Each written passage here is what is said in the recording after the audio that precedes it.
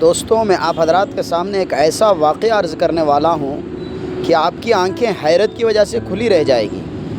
حضرت قطب الدین بختیار کاکی رحمۃ اللہ علیہ کا واقعہ ہے کہ حضرت قطب الدین بختیار کاکی رحمۃ اللہ علیہ کا انتقال ہوتا ہے۔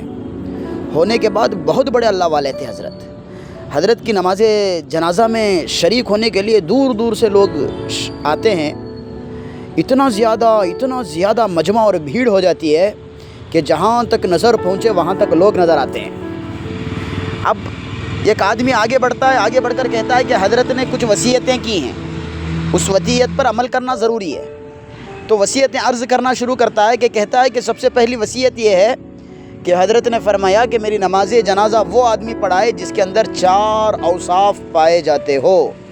وہ 4 اوصاف یہ ہیں۔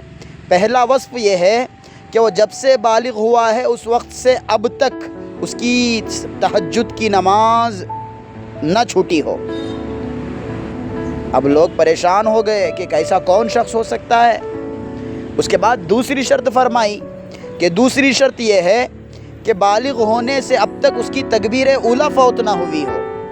اب لوگوں کی حیرت کی آنکھیں اور کھلی کی کھلی رہ گئی۔ اس کے بعد تیسری شرط فرمائی کہ اس کی نظر کسی غیر محرم پر، کسی غیر عورت پر اس کی زندگی میں اس کی نظر نہ پڑی ہو۔ تو اب اور لوگ ادھر ادھر دیکھتے رہے، بھائی اتنے اوصاف والا کون ہو سکتا ہے؟ خود حضرت ہی ہوں گے اتنے اوصاف والے۔ اس کے بعد چوتھی شرط فرمائی کہ وہ اتنا زیادہ عبادت گزار ہو کہ عصر کی سنت بھی کبھی نہ چھوڑی ہو۔ اب پریشان لوگ ادھر سے ادھر دیکھ رہے ہیں، ایک آدمی دوسرے آدمی کو تک رہا ہے، کون ہوگا اسے اوصاف والا؟ پورا مجمع خاموش کھڑا ہے۔ اتنے میں ایک نقاب پوش آدمی آگے بڑھتا ہے، آگے بڑھ کے حضرت سے کہتا ہے کہ حضرت آپ دنیا سے فوت ہو کر چلے گئے، لیکن میرا اور اللہ کا جو راز تھا، میرے اور اللہ کے درمیان جو راز تھا اسے آپ نے فاش کر دیا۔ پھر نقاب کھولا اور کہنے لگے، میں قسم کھا کر کہتا ہوں کہ یہ 4 اوصاف میرے اندر موجود ہیں۔ جب نقاب کھولا تو پوری مجمع کی آنکھیں حیرت کی وجہ سے کھلی کی کھلی رہ گئی۔ تو دیکھا کہ وہ شخص کون ہے، وہ کوئی اور نہیں، وقت کا بادشاہ شمس الدین التمش تھے۔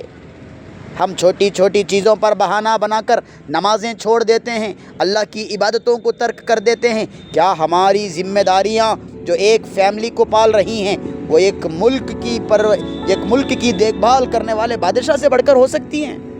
کوئی بہانہ اللہ کے یہاں نہیں چلے گا۔ رمضان آنے والا ہے، تہجد کی پابندی کریں، تکبیر اولیٰ کی پابندی کریں، چھوٹی چھوٹی سنت کی پابندی کریں، اپنے نظروں کی حفاظت کریں۔ ہو سکتا ہے یہ رمضان ہماری زندگی بدلنے کا ذریعہ بن جائیں۔ السلام علیکم ورحمۃ اللہ وبرکاتہ۔